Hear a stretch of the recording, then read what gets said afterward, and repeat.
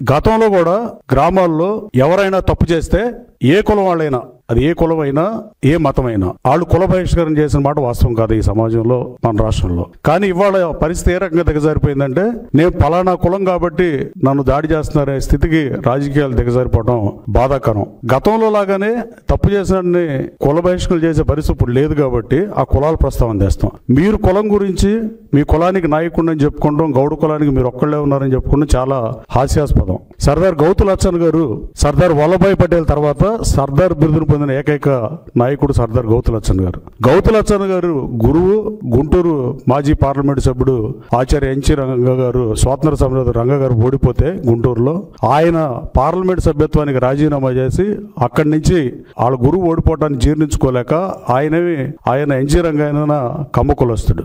ఈయన తీసుకెళ్లి ఆయన రాజీనామా చేసి ఆయన స్థానం నుంచి మళ్ళీ ఎంపీగా నిలబెట్టిన చరిత్ర అయింది. అట్లాంటి మహోన్నత నాయకులు చెప్పుకోవాల్సింది కులానికి నాయకుడిని చెప్పుకునే అర్హత అట్లాంటి మహానుభావులకు ఉంటుంది, కానీ మీలాగా మాట్లాడే వాళ్ళకి ఉంటుందని నేను అనుకోవట్లా.